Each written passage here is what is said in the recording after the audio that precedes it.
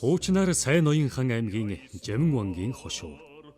Загвайдэргийн Хүрэн Бэлчир гэдэг энэ газар зуунаар их Монголын түүхнээ нэрэн дуурсагдсан домогт нутаг билээ.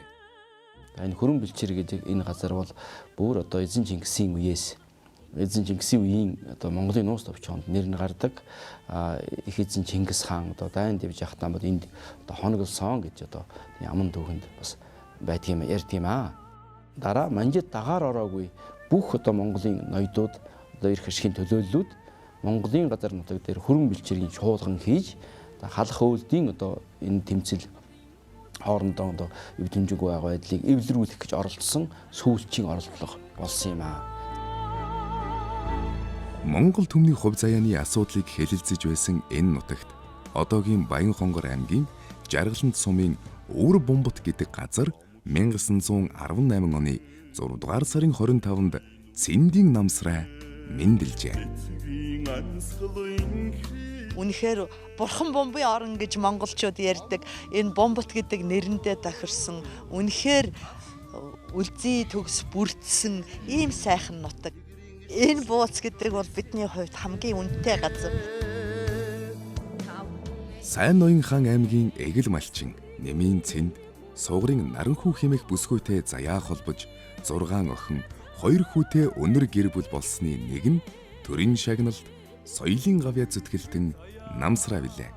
Аав ээж ньооны эвэр шиг 2 хүүгээ онцгойлон хайрлаж, ялангуяа баг хүүгээ бүрчлүү инхрийлдэг байсан нь намсраг төрөхөд их гэрэл гарч нутгийнх нь Цэндийн шатчихлаа хэмээн сандралдаж учир тайвгүй төржээ гэж шинцэнтэй холбоотой байжээ. Миний аав энэ нутагт төрж өссөн. Энэ нутагт анх аа өсгийн ацаг заалгаж бичиг үсэгт тайлагдж байсан гэж ингэж ярьдаг. 77 онд анх энд аав маань нутгаа зааж ингэж намайг дагуулж ирээд тех талманда Байдэргийн сургуулийг энд нүүлгэж авчирч энэ сум дундын том сургууль байгуулах гэж байгаамаа гэж тэгээ энэ буйрыг харж явсан. Цэндийн намсраа гэрийн сургалтаар бичиг үсэг тайлагдж 1930 онд сумын төвд төр курст сууснаар Эрдмийн аяных нь зам нээгдэжээ. Энэ зам урт холын ээдрэ бартаа ихтэйч жаргаж төгсдөг үлгэр мэт зам байсан юм. Нутгийн олны бичиг захиаг дуудан өгч номтой хүү хэмээн магтуулж явсан намсраа 12 наснда ахтайгаа уулзахаар Улаанбаатарт ирж үлгэр жишээ баг сургуульд оржээ. Тэрээр 14 настайдаа сурлага эрдмээр шалгаран соёлын довтлогооны багш гэсэн үнэмлэх өвөрлөөд нийслэлээс дорндын тамсаг булаг хүртэл үхэр тэргээр явж хөдөө нутагт соёлын үрийг тарилцаж ирээдүйд олон зуун шавийн хайр хүндлэл хүлээсэн багш сурган хүмүүжүүлэгч болох гараагаан эхэлж байсан түүхтэй. 21-р зууны Монголын скетнүүд бүрлдэхэд нийгмийн орчин гол үүрэгтэй байсан юм аа. Тийм ч учраас 1933 оноос одоо Улаанбаатарт Монгол Арпак буюу Монгол ажилчны факультет нэртэй сургуулийг байгуулж Монголд боловсон хүчин бэлдэх түүхэн эхлэлийг тавьгаад их үүрэг гүйцэтгсэн баримт байдгийн билээ. Хожим нийгэм улс төрийн том скетэн болсон Цэндийн намсраагаа суралцаж байсан тийм баримт Улаанбаатарын архивд бүрэн бүтнээрээ байна лээ. Ажилчны факультетыг төгссөний дараагаар Шат шатны сургуульд одоо Москва, Ленинград одоо бус хотуудад суралцах ийм өргөн болцоо нэгдсэн учраас хожимын тэр том скетнүүдийн цааш өсөж өндийхэд бол тэр Арпак юм уу Монгол ажилчны факультет бол том чухал үүрэг гүйцэтгсэн.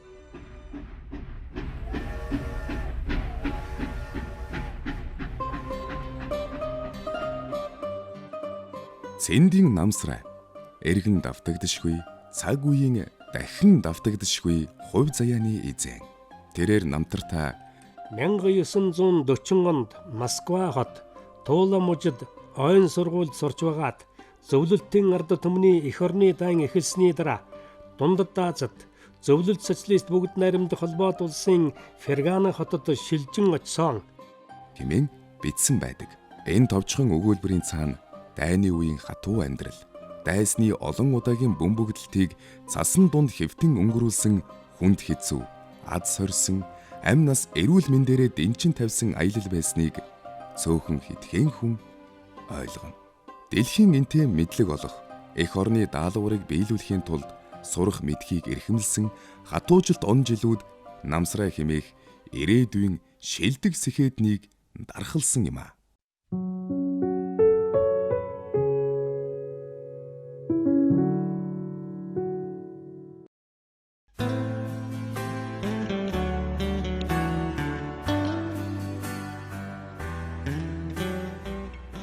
Дөрийн шагналт сэндийн намсран гэрвэл монголчуудын бахархал хүндлэлийг зүй ёсоор татдаг. Тэрээр гэргий цогцол матайгаан 1944 онд дөнгөж 20 гарсан залуус анх танилцсан үерхэжээ. Батэрч одоо нийлээд 40 гаруй жил суугаа үедээ 5 хүүхдийн аав ээж болсон. Тэгээ манай өвгөн одоо их тийм төвшин сайхан хүн байсан, хүүхдүүдтэй хайртай. Хойно сургууль төгссөн, гадаадд сургууль төгссөн. Ерөн сэхэтнүүд энэ Ленин клубт бүжигт их ирдэг. Залуудаа их гоё бүжиглэн манай өвгөн их сайхан бүжиглдэг тийм байсан. Тэгээ би циркийн дагшаа хөгжимд байсан. Тэгээ дагшаа хөгжим өнөө бүжиг одоо бүжиг их тоолно л доо. Тэгээ нэг бүжгийн хөгжим тоглож байхад л хурц ирээл уриад л тэгээд л би хөгжмөө тавьчаад л бүжиглдэг. Өвгөнтэй бүжиглдэг тийм л байсан. Нэг тийм нүдний шилтэй залуу. Тэгээд л өвгөн надтай танилцаад тэгээ бид хоёр 44 оноос эхэлж үерхэд л Дараа жил нь буюу 1945 онд намсраа бүгд найрамдах Монгол ард улсын засгийн газрын даалгавраар Өвөр Монголын чөлөөлөгдсөн нутгийн засаг захиргааг тохируулах бүрэлдэхүүнд орж ажиллахдаа хайртай бүсгүй цогцол маань хийн хар дууг дуулахыг радиогоор сонсож холын газраас догдлон санагалздаг байжээ. Хожим нь тэрээр энэ дууг үргэлж аялж боломж гарвал эгнэрээр нь дуулуулдаг байсан гэдэг. хийн хар гэдэг дуу дандаа чи хийн хараа дуулаач гэлдэг гэдгсэн.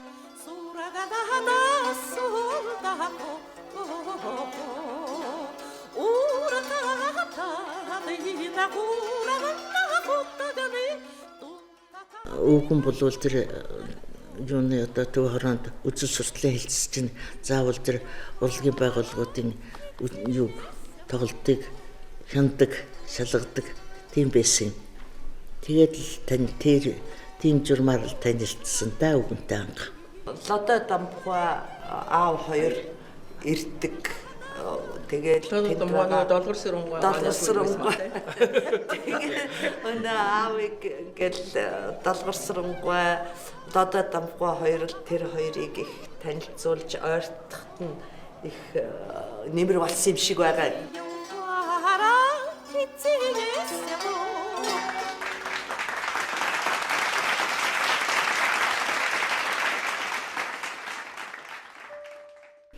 Тэгээд үерхэж байгаад л тэгэл 46 онд анхнд одоо хормоо хийсэн ийм түүхтэй. Багасаан л хэн хэнийн өнчин өрөөсний зовлон үзсэн залуу хос амьдралын бэрхээс үл шантран 1946 оны 1-р сарын 5-нд түн өвлийн хүйтнэр дам бүрээстэй дөрвөн ханддаг ширлэн ойр дотны цөөн хитэн найзууд ан урж бяцхан хурим хийж гал голомтон бадраажээ. Тэгээд тэр хормон дээр дандаа манай өвгний ажиллаж байсан одоо төв хорооны үзэл сурталын хэлц гэж байсан та одоо тэр залуучууд л ирсэн. Цэдэн болгоо ирсэн. Цэдэн болгоо чинь манай өвгөнтэй арфагт хамт сурчээсэн багын залуугийн найзууд л да. Санаа заяа зөв хүмүүсийн үйлс өөдрөг байдаг жамсоор Өнөөдөр тэрхүү гал үржин дэлгэрч Цэндийн намсраагийнхан гэдэг төмөн төндлөгдөж төрдөн өнлөөсөн өнөр өтгөн овг болсон билээ.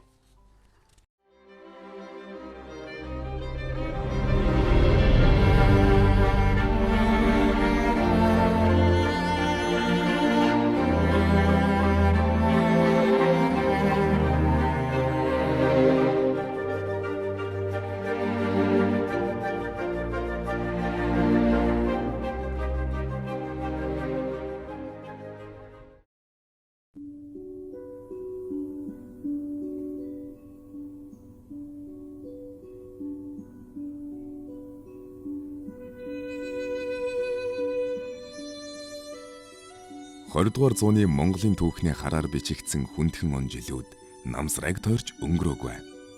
Учир юун химээвээс Цэндийн намсрын төрсөн ах Бат Төмөр 1932-оос 1937 оны хооронд ардыг гэгэрүүлэх яамны сайдаар хоёрынтоо томилогдож төрдөө үнэнчээр зүтгэж явсан түүхтэй билээ. Тэрээр нас залууч эрдэм боловсрол, удирдан зохион байгуулах чадвараараа шалгарч улсыг батлан хамгаалах зөвлөлийн дарга эрүүлийг хамгаалах яамны сайдын албаигч бас хашиж байв. Харамсалтай нь 1937 оны хилмигдүүлэлтийн хар шуурга ах トゥ хоёрыг дайрч угаас шудун шудраг хурц дайчин зантай Бат Төмөрт эсэргүү гисэн ял тулгаж баривчилжээ. Өөртөө адилхан хувь тавилан оноогдсон 13 хүний хамт сонгон хайрхны бэлд шүн дөлөөр буудан хороо.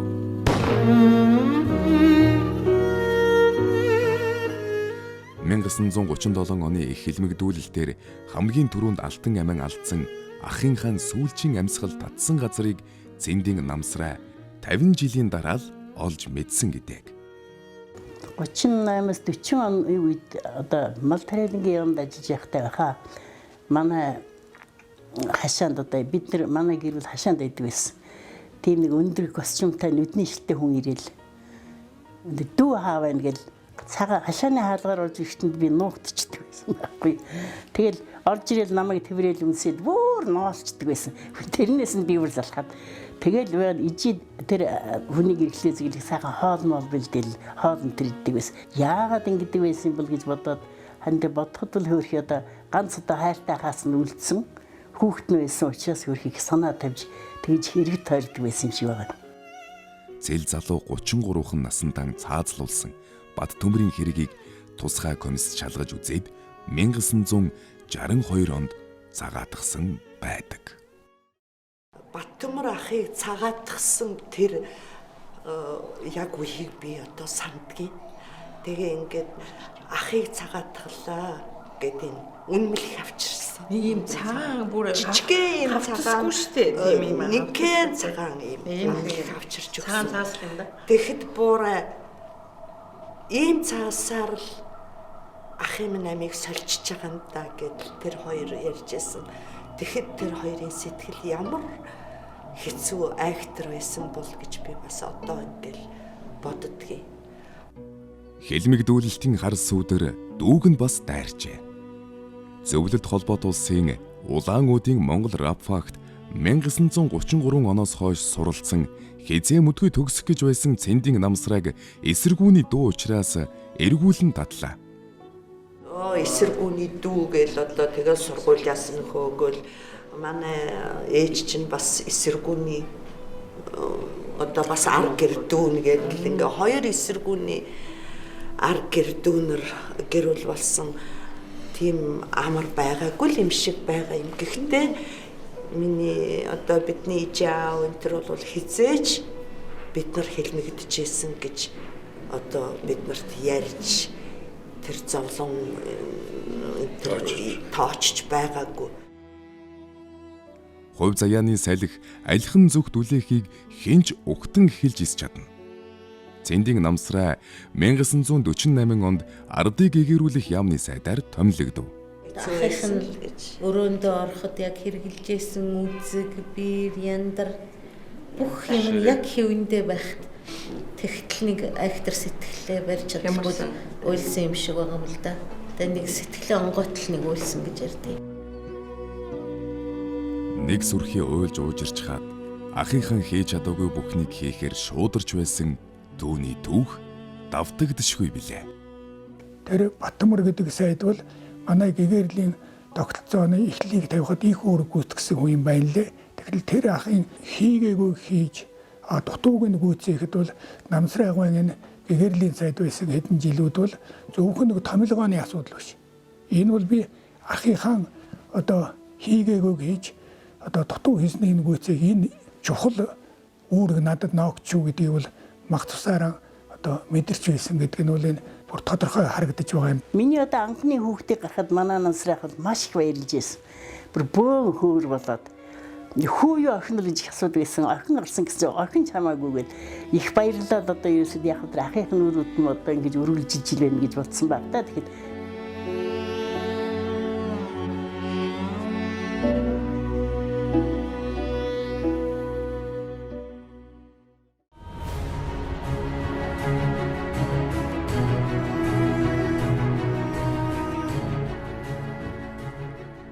Цэндийн Намсрай ажлын гараагаа 1938 онд мал тариалангийн яамд орчуулагчаар эхэлсэн юм. Орчуулагчийн ажил түүний ажлын гараа төдийгүй насан туршийнх нь их үйлсийн нэг байсан юм. Бямбийн эренчин мэтийн тэргүүн зиндааны мэрэгэн гүүш нар өөрөөс нь зөвлөгөө авч санал солилцох хэмжээний орчуулагч байсныг цаг үеийн гэрчүүд олонтаа нотолдог. 1950-аас 1959 онд Монгол Ардын хувьсгалт намын Төв хорооны дэргэдэх марксизм, ленинизмын сонгодог зохиол орчуулж, редакторлох коллегийн ерөнхий редактор, намын түүхийн институтын тасхийн эрхлэгч, орлогч захирлаар ажиллахдаа тэрбээр орчуулагч, мөн орчуулгын редакторын хувьд нэг хүнд хитийдсэн эхийг бүтээж, нийгэм улс төр, эдийн засгийн нэр томьёоны санг арвижуулах, орчуулгын онол практикийг хөгжүүлэхэд онцгой хувь нэмэр оруулсан билээ. Тэрээр орчуулгын бүтээлээрээ Монгол улсын төрийн шагнал хүртсэн анхны орчуулагч юм.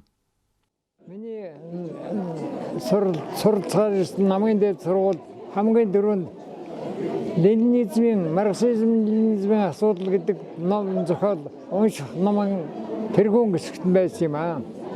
Тэгээ энийг одоо ямар хүн орчуулсан гэдээ яриа гарсан чинь Намсрайгаа байсан. Тэгээд тэр Намсрай гэдэг чинь ямар мундаг орчуулагч шүү юм бэ одоо тэр хүний барааг харах юмсан гэж бодож байсан чинь тэгтэл тэр үед бас нэртэй орчуулагч энэ биш гэдэг нэг том багш байсан юм. Намайг зөрүүлж багшлжээс их зөрүүлж багшлжээс тэр хүнтэй та Намсрайгаа мэдгүй гэсэн чинь хэдлгүй яг Намсрай шиг орчуулагч Монголд одоогор байхгүй цаашдаа мэд төрөхгүй байх гэж ингэж ярьж байсан байхгүй. Хэл асуудлын хувьд бол ерөөс ер нь одоо тэр Оросоос Монгол руу орчуулсан юм бол сайн орчуулна редактор л. Одоо би мэдхий ерөөс одоо ингэ вал дарагч нь өөрөө хөвтлээ Орос дээр хөвсдөх хүн байсан шүү дээ. Одоо энэ намын их хурл Монгол тэгэл тэрийг ерөөс хүнээр орчуулгууд Монгол болгоод заавал Намсрайгаагаар давхар үзүүл. Гол Намсрайгаагаар одоо орчуулдаг. 20-р зууны үед энэ Европын том улсын ном зохиолыг монгол хэлэн дээр орчуулж хэвшүүлсэн хүн бол ерөөсөө Намсрай юм байгаа юм. Орчуулга хариуцсан тэр ажлыг хийж яхад манай гэрт бол үнэхээр Монгол улсын хэмжээнд орчуулгаараа нэрд гарсан одоо Инвишгой, Зундэгой, Жалбуугой, Бярваагой, Давг очиргой гэл одоо гайхагдсан ийм орчуулагчид тэнд бүрдэж хамтарч ажиллаж чадчихсэн. Нэгэн гэр бүл болж чадчихсэн хамт олон юм байна гэж би одоо ойлгож байна.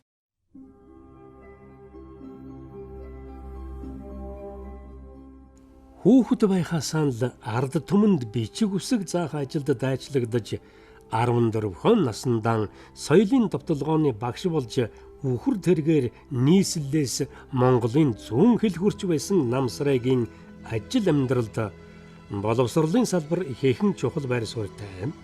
1930-ад оны сүүлээр Малажухын техникумын төр курсэд орчуулгын зэрэгцээ багшилж 1943-аас 48 онд намын дэд сургууль, улсын их сургуульд улс төр эдийн засгийн орон тооны бус багшаар ажиллаж байсан нь түүний шин цагийн боловсролын тогтолцоо хүрэлтэхэд оролцоотой явсныг баталж байгаа юм. 1948-аас 1950-ад онд арддаг гэгэрүүлэх яамны сайтар ажиллаж байх үедээ боловсролын хөгжлийг шин шатнд гаргасан олон чухал ажил өрнүүлснийг мэрэгжлийн хүмүүс судлаачид талархан дурсдаг. Түүнийг сайд байх үед бүх нийтийг анхан шатны боловсролтой болгох ажил хэрэгжиж 1951 онд бүх аймгийн төв 10 жилийн сургуультай болж бүх хичээлийн сурах бичгээр хангах асуудал ажил хэрэг болсон байдаг юм. Мөн багш нарыг бэлтгэх сургах тогтолцооч түүний үед л бий болсон билээ.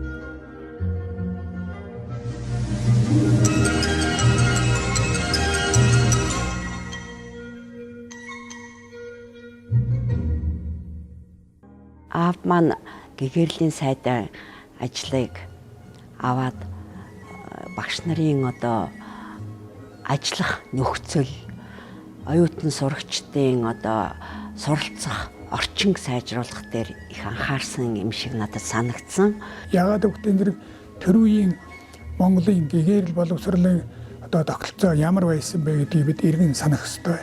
Энэ үед үзэхэд бол одоо 89 настай болчроос 90 настай өвгөд өгчд хүртэл ерөөсөн бүх хамаарч байгаа ийм том өргөн хүрээний асуудал байсан. Энийг бол намсраагийн үед бол үндсэндээ зарчмын хувьд шийдсэн юм байна лээ. Нөгөө талаар одоо хөдөө орон нутгийн юм уу хотын сургуулиуд одоо сурагчид нь ямар байваа гэхдээ нэр сургуульд орхоос төвөг шүүх сургуулиас завсардах явдал их байсан. За энэ үнийг эцэг эхтэй нь ярьсан тэр үеийн одоо сурталчилгаа гэгэрүүлэх үндсэн дээр бол аль болохоор одоо шатны сургуульд нь өргөн хамрах ийм одоо үндэс суурийг бас тавьсан юм байна лээ. Тэрнээс гадна одоо хөдөө орон нутгийн юм уу төвийн сургуулиуд ямар материалыг бод ямар байваа тийм ээ. Ингээд эргээд үзэхдээ нэр дотуур байр байхгүй, хичээлийн байр хангалтгүй энэ явдал зөндөө байсан. Энэ үнд гол анхаарал тавьсан учраас хичээлийн байраар хангах, дотуур байраар хангах энэ асуудлыг энэ намсраагийн ажиллаж байсан хэдэн жилүүдэд маш олон тогтоол шийдвэр гаргасны үндсэн дээр түүний хэрэгжилтийн үндсэн дээр одоо шийдсэн ийм зүйл байна лээ. Соёл урлагийн хөгжилд бас өөрийн гэсэн хувь нэмрээ оруулсан юм байна гэж би одоо харж байна. Жишээлбэл гэгэрлийн яамны сайд байхдаа соёл урлагийн талаар авч хэрэгжүүлсэн арга хэмжээнийхэн талаар ингээд танилцахаар орон нутагт сум аймагт клуб соёлын ордон байгуулах, соёлын орд клубыг тогтмол ажиллагаатай ажлын сайжруулахын төлөө их олон ажил хийсэн байдаг. Залуучууд хүүхдүүдийн соёл урлагаар хичээллэх энэ боломжийг бий болгох гэж тогтмол дугуйлан семинарууд ажилуулах талаар их том арга хэмжээ авч ирсэн юм байна лээ. Бас орон нутаг судлах кабинетыг байгуулсан. Энэ кабинетын ажиллах чиг үүргийг тодорхойлж өгсөн. Тэгвэл өнөөдөр аймаг болгон өөрийн гэсэн том театр, чуулга болж соёлын ордон хөгжиж чадсан. Тэр олон кабинетууд нь орон нутаг судлах музей болтлоо өргөжөж хөгжиж чадсан ийм сайхан үр дүн харагдаж байна. Тэр үед анх одоо багш нарт нэмэгдэл цалин олгодог. Багш нарын орон сууцын бариулах ажлуудыг өөрөө санаачлан хэрэгжүүлж эхэлсэн байдгийн байна лээ. Багш нарынхаа мэдлэг мэрэгжлийг дээшлүүлэх Монгол орондоо одоо багш гэсэн сайн боловсон хүчинг бэлтгэхийн тулд тэр үеийн зөвлөлт холбоот улсад багш нарыг бэлтгэх, сургууль их дээд сургуулиудад явуулах, за одоо багшийн сургуулийг өөрийн гэсэн байшинтай болгохын тулд одоо тэр засгийн газрын хуучин байр байшинг нь бол одоо багшийн сургууль шилжүүлж багшийн сургуулийг оруулсан ийм асуудлыг шийдвэрлүүлсэн. За оюутан сурагчдын төлш тэгэл өвлийн хувцас гэж хүртэл одоо өвлийн хувцаар хангах тэгэл ном дэвтэр сурах бичиг гэл ингээл ийм их жижигч гэсэн одоо энэ их асуудлууд чинь тэр үед бол их одоо чухал амин чухал асуудлууд байж л дээ. Тэгээ энэ дээр бол их сайхан одоо их маш их одоо эрчтэй шаргуу хөөцөлдөж байсан. Тэгээд ялангуяа одоо энэ тэр үед сургуулийн өмнөх насны хүүхдүүдийн цэцэрлэгийн асуудлыг их айхтар эхлүүлж ирсэн юм байна лээ. Олон цэцэрлэгүүдийг энэ тэнд байгуулах. Тэгээ зөвхөн одоо улсын төсвөр тэр цэцэрлэгүүдийг хийхгүй их сонин нь одоо албан байгууллага үйлдвэр аж ахуй нэгжүүдийн хажууд тэм цэцэрлэгийг хүртэл байгуулж эхлүүлж ирсэн, одоо эхлэл тавьж ирсэн ийм асуудлууд байгаа юм. Номын сангийн ажлыг сайжруулах бүх сургуулиуд, бүх шатны сургуулиуд сум, аймаг номын сантай байх. Номын сан зүгээр байгууллаа зогсох биш, хүн орж үйлчлүүлэх, ном унших танхимыг тохижуулж сайхан тогтмол ажилуулах талаар бас их анхаарч ажиллаж ирсэн юм байна лээ. Тэгэхээр зэрэг одоо өнөөдрийн энэ байгаа номын сангийн байдлыг харахад үнэхээр Монгол үндэсний номын сангийн том сүлжээтэй болсон. Бүх шатны сургуулиуд, аймаг, сумд өөрөө дэргэдээ номын сантай болсон. Энэгээр үйлчлүүлдэг хүмүүсүүд ороод суух сайхан танхимтай байгаа нь манай аавын маань мөрөөдөж хүсэж байсан энэ ажил нь үнэхээр үр дүнтэй сайхан болжээ гэж харахад багтай байна. Тийм учраас энд бол одоо бид намсраагаан тухай Монголын улс төр нийгэм соёлын нэр зүтгэлдэг гэсэн ийм одоо бот гаргасан. Энэ үнд бол гэгэрлийн яамны сайд байх үед гаргасан маш олон тогтоол шийдвэр тэрний хэрэгжилт энд бол нэлээх зай эзэлж байгаа юм аа. Тэгэхээр энэ бол зөвхөн одоо намсраагаа хувийн асуудал биш. Энэ бол ер нь Монголыг одоо гэгэрүүлэх, сэхэрүүлэхэд одоо боловсон хүчин энэ салбар ямар үүрэгтэй гэдгийг одоо ард түмэнд нийтэд одоо хэлж өгсөн ийм одоо жилүүд байсан гэж хэлж болно.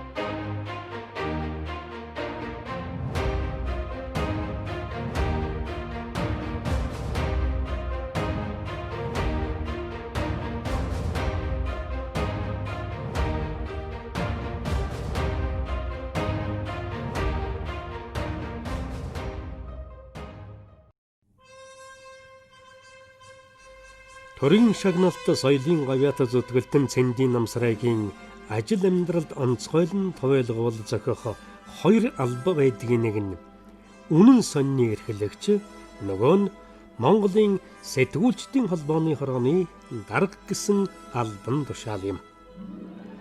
Тэрээр 1963 оны 4-р сарын 9-нд Монгол ардын хувьсгалт номын төвхрөө бүгд найрамдах Монгол ард улсын сайд нарын зөвлөлийн хэвлэл үнэн сонины ерөнхий эрхлэгчээр томилогдсон. Тухайн цаг үедээ Монголын хэвлэл мэдээлэл сэтгүүл зүйн луужин болж байсан сонины бодлогыг 22 жил зангидсан шилдэг редактор өдөрдөгч байлаа. Мөн 1963, 1970, 1976 оны их хурлаас Монголын сэтгүүлчдийн холбооны хорооны даргаар сонгогдсон 22 жил энэ салбарыг удирдсан түүхэн гавьяатай хүн юм аа. Тэгээ тэр үеийн одоо үнэн сонин ямар байваа гэдгийг бол тод гэрчлэх хүний нэг нь бий л дээ.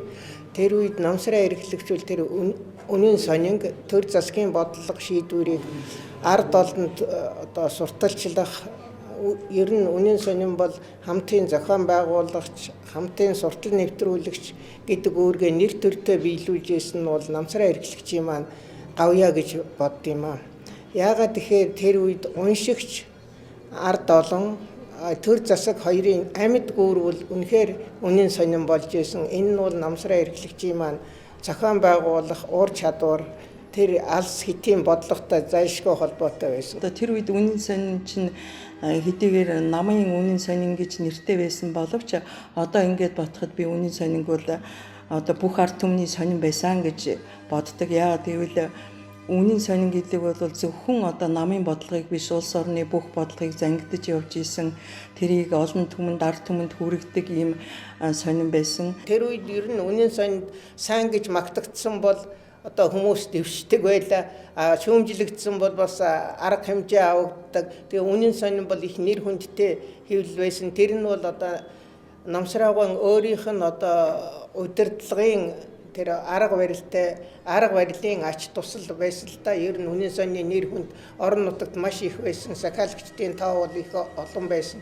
Энэ нь бол гол нь одоо зохион байгуулдаг тэр удирдлагынхаа хүчинтэл одоо ийм нэр хүндийг олж исэн гэж боддیں۔ Тэгээ ер нь хүн таньдгийн хувьд бол Намсраа эрхлэгч онцгой хүн байсан. Жишээлбэл одоо өөрийнхөө нэгдүгээр орлогч эрхлэгчээр хорлоогийн цэвлээг авч тавьж исэн. Тэр хүн бол өөртөө 4-5 жил ажиллаад өөрийнх нь арга барилаа сураад одоо бол Монголын нэртэй хамгийн том сэтгүүлчийн нэг болсон. Монголын сэтгүүлчдийн байгууллагыг 20 жил толгойсон. Үнийн сонины эрхлэгчээр 22 жил ажилласан. Яалтж байхгүй Монголын одоо шилдэг Ахмад сэтгүүлч үлгэр жишээ редактор хүн. Өөрт одоо ямар мундаг юм бэ гэж бишрүүлэх нэг зүйл нь бол аав маань бол тийм гайхалтай мундаг редактор хүн байсан. Тэгээ одоо редактор гэдэг чинь их олон янз штэй хүний сайн юмыг одоо муу болгочдөг, муу юмыг сайн болгочдөг. Редактор гэдэг чинь бас л мундаг хүний хийдэг ажил гэж би боддог. Яагаад гэвэл тэр хүн бол одоо ямар нэгэн ном гаргахад тэр редактор хэн байдаг вэ гэдгийг тэр болгон хүн мэддэггүй. Ард нь байж үлдэж чаддаг тийм их зоригтой хүний хийх ажиллаа гэж боддгийг. Тэгээ 1962 оноос бид нар чи үнийн сонд бич одоо Намсраагаан орлогчоор бараг 2 жил ажилласан юм байна шүү дээ. Тэгээ Намсраагаан бол ер нь одоо сайхан хүндээ. Ер нь одоо залуу үеинд бол төрчгөл болж байсан хүн. Тэгээ аав маань тэгээд хамгийн гол нь тийм ийм гүйцэтгэн зантай одоо тэгээ хамт олноо альва тийм юмнаас их өмгөөлж хамгаалж чаддаг. Одоо аль тийм элдв дээрээс ирсэн дарамт одоо ховж өвн бол аавын одоо ёстой чэйжинд нь тулаад эргэж буцдаг одоо бүх юмыг өөрийнхөө чэйжээр хамгаалдаг тийм үнэхээр бат бих одоо тийм цайз байсан гэж би боддог.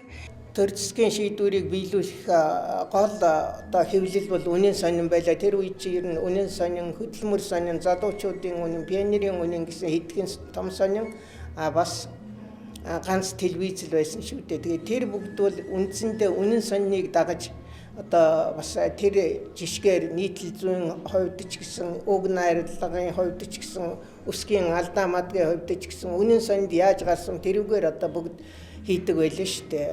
Тэр үчиг нь сонины эрхлэгч хүчин тэр сонинд гарч байгаа материалыг бүгдийг уушдаг байсан шүү дээ. Ерөөсөө. За яг гадаад мэдээ тэрийг тэгшээд ялангуяа дотоод мэдээ бүх юмнуудыг чинь бол сонины эрхлэгч өөрөө уншиг. Өөрөө гарын усыг зурна шүү дээ. Тийм учраас одоо Монголын энэ соёл бичиг соёлын бүх хүмүүсүүд бол Намсраагааг хүндэтгэж Намсраагаагаас одоо үлгэр дуурайд авч яадаг ийм л учиртай юм байна. Аавын маань төрсэн ах Баттүмэр ах маань бас нэг хэсэг зуур богинохон хугацаанд одоо сони эрхлэгч хийсэн билээ. Тэгээ Баттүмэр ах сони эрхлэгч хийж яагаад дараа нь аав маань 22 жил үнийн сониныг ингэж удирдаад дараа манай гэр бүлийн хүн өнөөдөр сониныг ингэж байгуулад тэгээ одоо хоёр охин маань одоо өнөөдөр сониныг бас ингээд өнөөдөр сонинд одоо ажиллаад бас өвөөгийнхөө гаргаж өгсөн тавьсан энэ замаар одоо багаар ч гэсэн алхамаар ч гэсэн урагшлаад ингээд явж чад би охиных нь хувьд их баяртай байдаг. Тэгээд өвөөгийн маань одоо үлдээсэн уулмөр бол зөвхөн хувийн амьдрал гэхээсээ гадна бас миний мэрэгжилд намайг чиглүүлж зааж явдаг, замчилж явдаг гэж хэлж болно.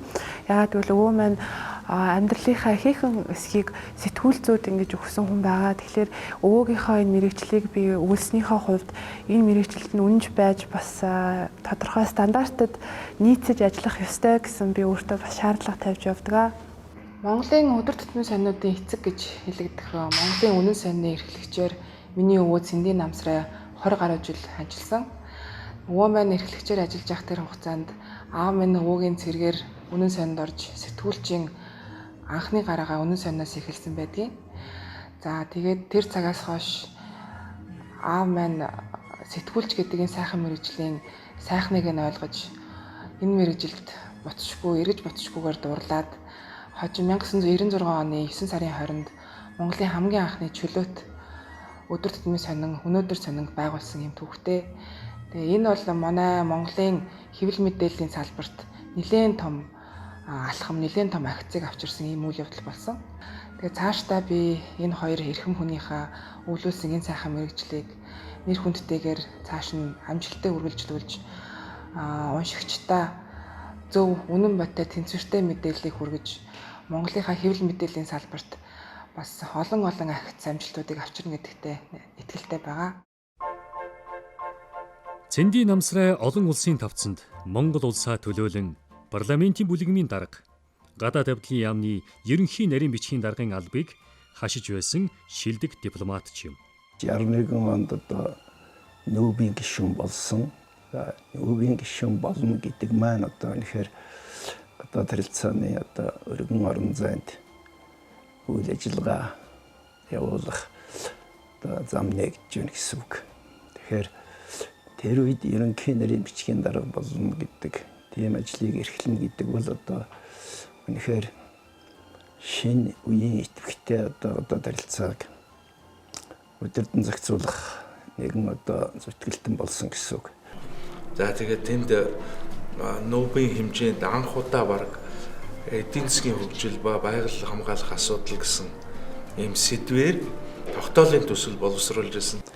За тэр ямар тогтоолоо гэхдээ зэрэг хэрэг дээр өнөө хүртэл одоо дэлхийн нийтийн их чухал асуудал болж байгаа. Эдийн засгийн хөгжил ба байгаль хамгаалах асуудал хоёрын холбоог одоо гаргаж ирсэн тийм асуудлыг дэвшүүлж тогтоол батлуулсан байна. Бас тэр үед л гадныхан гайхажсэн гэж байгаа.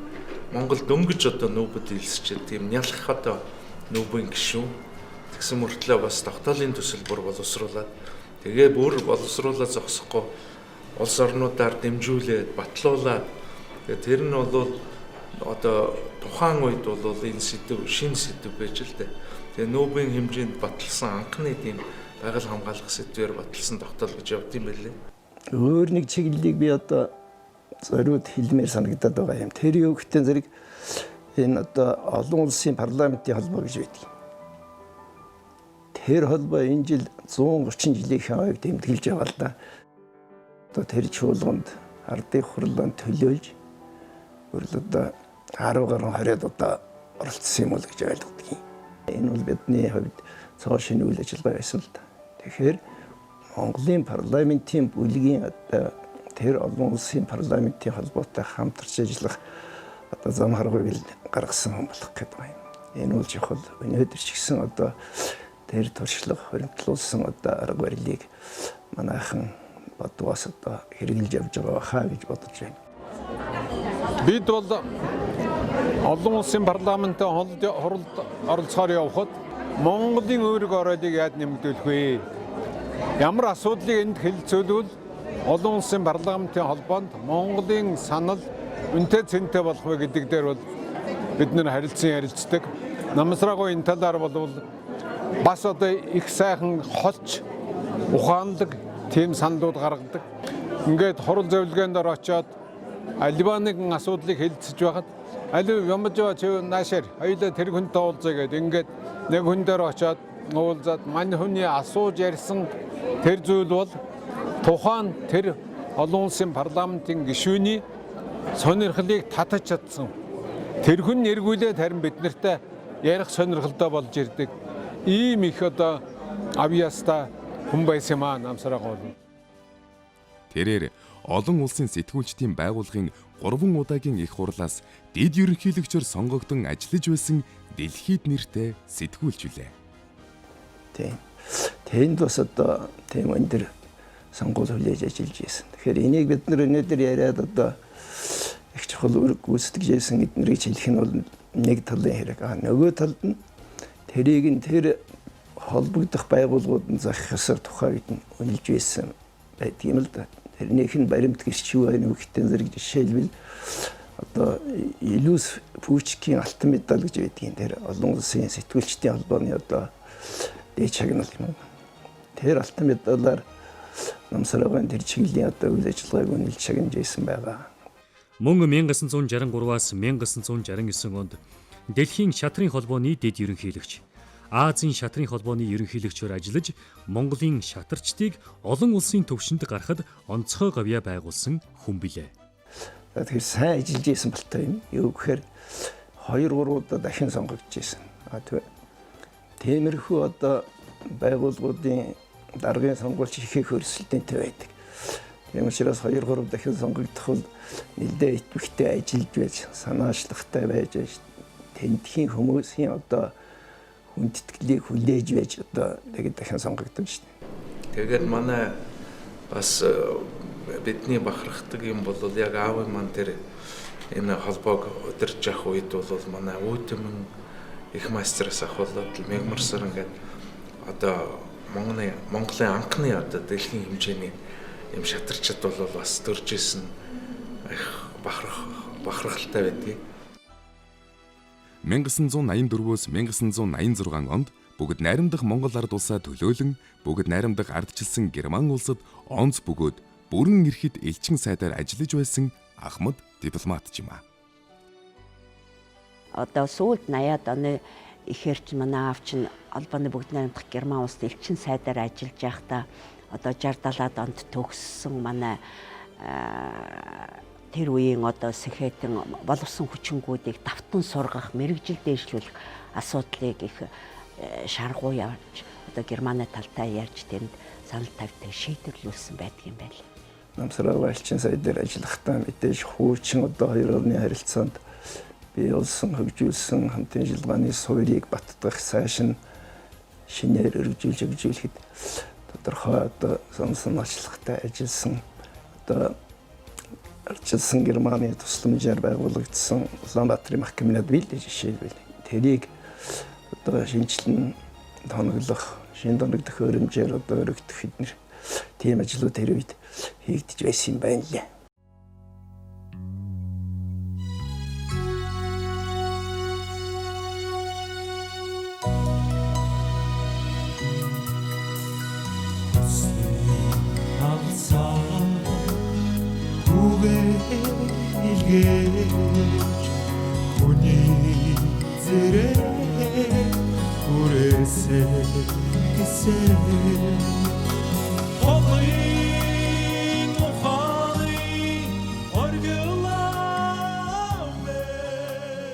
Цэндийн намсрай төр нийгмийн зүтгэлтний хувьд улсдаа төдийгүй олон улсын төвшөнд хүлээн зөвшөөрөгдсөн нэгэн байсан.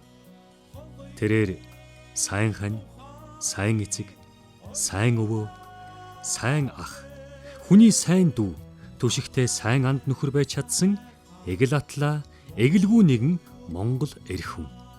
Булган аймагт унтаж байгаад хоноо шуурганд алдаж нилээдийг өхүүлсэн залуу малчны тухай шог найруулал бичих гэсэн сэтгүүлчид залуу улсын амьдралыг харлуулчаар цаашид хүний нүр яаж харах юм бэ? Алдаа дутагдлыг нь сайн ойлгуул. Өнөөдөр алдаж байвч маргааш баатар болчих чинь билүү гэж сургамжилсан нь бусдад ухаарлах хайрлсан олон жишээний ердөө ганцхан. Энэ мэтэр үг үйлдэлээрээ бусдыг ухааруулж хүмүүжүүлсэн нь эдгвэ домог мэт дурсагдж байна.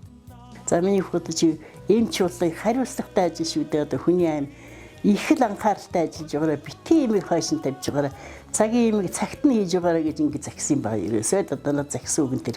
Юмд үнэхээр нэг голч Монгол эрхэн ямар байд юм гэдгийг одоо хүнд харуулсан юм байсан юм. Хүн чанарын хувьд бол одоо намсраагаас илүү чанартай хүн гэж байдаг эсхийг би мэдэхгүй. Бурхан бүх хүний төлөө байдаг. Яг бурхан шиг бүх хүний төлөө анхаарал тавьдаг ийм л хүн. Одоо энэ цэвлээгөө зуг ягаж үзсэн хүн ярьж үзтээ бурхан хүн байсан. Би яг тэрнтэй л одоо саналдаг байдаг. Бурхан хүн. Гэхдээ миний хувьд бол энэ хүн хамгийн сайхан өвөл байсан. Тэр жоохон хүүхдэд тэр нийгэм төрийн зүтгэлтэн ямар хүн байгааг нь яаж мэдэх вэ? Би зүгээр энэ та нөхдөд энэ болцоог ашиглаад одоогийн энэ залуучуудад Цаашдын ирээдүйн залуучууд намсраагүй шиг хүн болоосаа гэж ингэж уриалмаар бодогд юм аа. Хүмүүс мэдэх байх л та миний зохиосон тэр цаваа хонгор гэдэг дуу байдаг. Тэр бол энэ өвгөөс мань үлдсэн их тод дурсамжуудын нэг юм.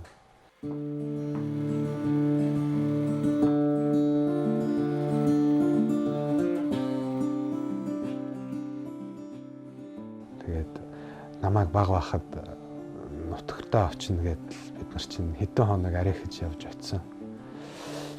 Тэгсэн чинь тэр жил их хур бороотой байсан. Тэгээд байдраг үерлээд. Тэгээ өвөө маань яг нутгийн бараан ингээ харагдаад байдаг. Гэхдээ яг ингээд хурж чадахгүй. Тэгээ байдргийн наат этгээ дээр нь ингээл өксөж нэг аваад, уруудч нэг аваад. Яг ингээд өөрийнхөө төрсөн буйрн дээр хурж чадахгүй. Үерлсэн. Тэгээ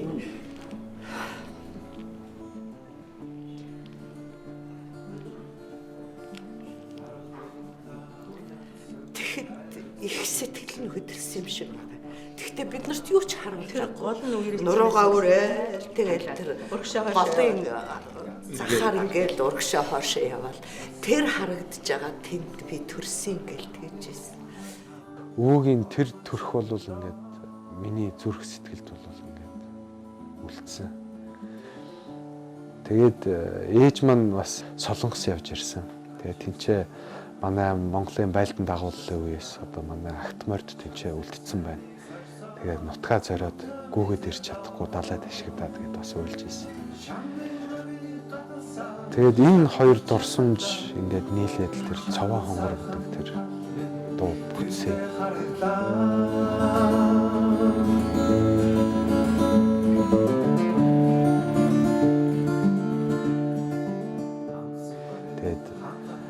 Яг өөрийнхөө нутгийг зорьсон, тэмүүлсэн тэр сэтгэл тэгээд тэр хүрч чадахгүй байгаа, харагдаад байгаа мөртөө хүрч чадахгүй байгаа тэр нэг мэдрэмж. Тэгээд ийм дуулсан. Тэгээд дууныхаа нэрийг Цаваа хонгор гэж бас Баян хонгор нутгийн хүмүүс нь бол хонгор нутаг гэж хэлдэг. Тэгээд бас адууны зүстэй нь одоо ингэж жоохон хольж найруулад тэгээд морины зүсний тухай ч юм шиг бас тэр хонгор нутагт нь бас ингэж зориулсан тийм дуу бүтсэн юм аа. Нутгийн сарвалтай сахинчи үрэж хүрэж нутгийн сарвалтай сахинчи үрэж Гамогт сайхан уулуснаа нэгэн зууны тэр тэд мэндэлсэн цэндийн намсраа хэмээх эрхэм домог мэт амьдарч чадсан домог шиг сайхан удмыг бий болгосон түүний суу алдар домог мэт оршсоор 100-аас 100-д дурсагдсаар байх болно.